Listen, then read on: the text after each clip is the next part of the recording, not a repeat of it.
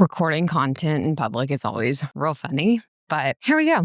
I'm out on my walk and I'm really excited to talk about publishing your first piece of content. So whether it's your first podcast episode, it's your first YouTube video, let's talk about hitting publish because I get emails like this all the time. So this is someone who purchased our course. We have a course all about how to get started, how to start, launch, and market a podcast in 30 days or less. So you should check it out, Proffitt Podcasting.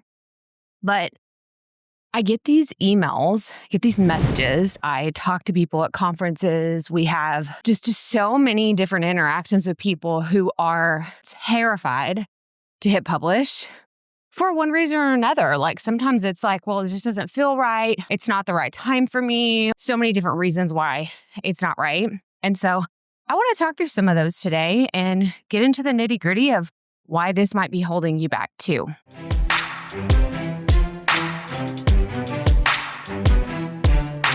So I actually want to read this specific email from a current student. It says, "Hey, Krystal, finished first 2 modules. I love the course. You're a great teacher. I'm learning so much. Thank you so much. Like, that's so nice of you to say." But then they go on to say, "I'm really struggling right now. I recorded my intro, added the music, and I'm happy with that. But every time I go to record my first episode, I completely freeze up. I don't know what to say. I feel like I just keep rambling on and on, watching the clock tick away. Does this mean that I'm not meant to be a podcast or meant to do a podcast? I'm a certified coach and speaker, and I love sharing about personal development, believing in her confidence. I hit record. It's like I don't remember anything at all. Any help would be greatly appreciated. I've tried self-talk. I've tried journaling about it. I've tried a cost-benefit analysis of why I want to at least try doing a podcast and still can't get the episode 1 done." So a few things that were mentioned here is 1, they already recorded the introduction. They recorded with their music, like they got everything set up for the main piece, but then they can't record the actual episode. So do you know what this tells me?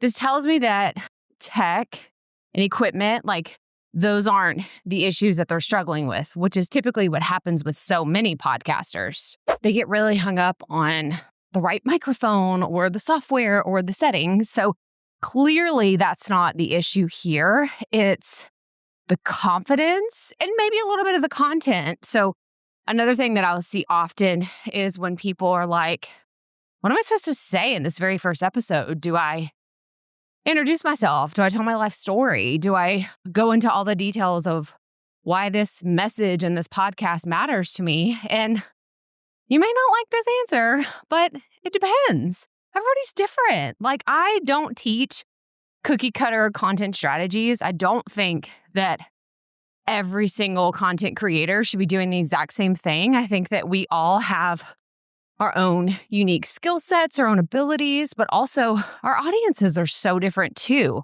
Plus your industry, like there's so many factors to consider. So I don't agree in a cookie cutter approach that everyone should do everything the same way. But I will say that tech is clearly not an obstacle here. So let's dive into what is. So this notion of freezing up, even though you've told yourself you're an incredible speaker and you can even speak in front of dozens or hundreds or even thousands of people on stage, but yet when you get behind a microphone and it's just you, right? You're in your office, you're in your closet, wherever you're recording, or maybe you're sitting at your desk and you're recording a YouTube video and it's just you. So many of us feel stupid. So many of us feel awkward. So many of us start questioning, am I right for this? Am I doing the right thing? It's not you. This happens to everyone. So I hope someone's taking that with, some depth right there, because it does. It happens to everyone. You just have to decide, how are you going to push past that and get to the other side of uncomfortable? I've worked with so many impressive creators behind the scenes, from people that run huge businesses to people that have been speaking on stage forever. And it's a universal feeling to feel really awkward when it's just you, right? Because you don't have the energy of an audience or someone else being physically in the room with you. That it just gets so uncomfortable. So here's what I always tell people. Don't feel like you can't record something, then delete it, and then record something else, and then delete that, and then keep doing that process until you feel really comfortable with that final result. And a lot of you won't like this next next piece of advice I'm going to share, but don't overthink it. I know, like it's so easy for us to be in our own way, and good is the enemy of great. But at the end of the day, like, just record something and delete it if you hate it. And then if it finally gets to a point where you're like, okay, like this is fine. I can go forth with this, then that's the version you go forth with. And then I encourage you to remember, you're in this for the long game. You're not in this to just put out like the best one podcast episode ever or the best YouTube video ever, right? At least I hope you're not. I hope you are thinking about doing this because you want to improve and you want to show up and say, yeah, I can do this and I can get better at it, which is probably the bravest thing that any content creator can do, is just committing to the process, committing to showing up and to keep showing up.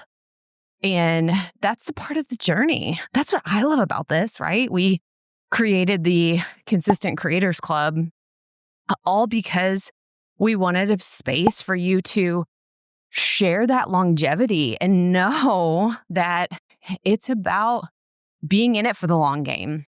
It's about creating a consistent rhythm to what you're going to do. Again, it's not about creating that one perfect piece of content. It's about creating something, hitting publish, and moving on to the next piece of content so that you can show up and serve your audience in the best way possible. But that's enough for me. I want to hear from you. So if you've published a piece of content, like what was that biggest struggle or that biggest hurdle you had overcome? I would love to get some comments going to encourage other people that, again, this happens for everybody, and you can push past it. You can hit publish on that very first episode and then hit publish on that second one and that third one and that 20th one and then that 200th one. And you will find that everyone has a struggle.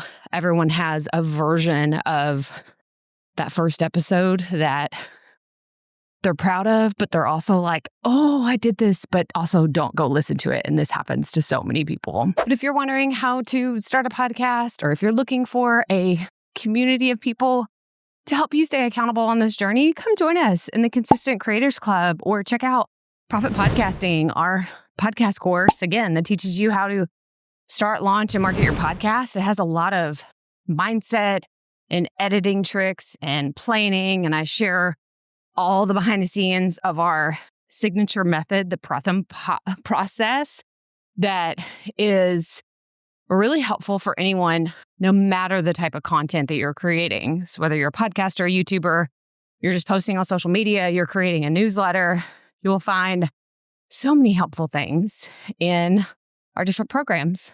So let me know what other types of content videos you want to see. We're looking at creating some new series pretty soon. And I want to know what you want to see. What do you want to see more of? Do you want to see more behind the scenes of our business, of our content strategies, of how we're thinking about monetization, what we're doing to create sustainable systems? Let us know. We'd love to hear from you. You can actually, if you're listening to the audio version, you can submit a text message. Send me a text message. Like, it's so simple. Fan mail through Buzzsprout is incredible, so go check it out or comment below and let us know. But as always, remember, keep it up. We all have to start somewhere.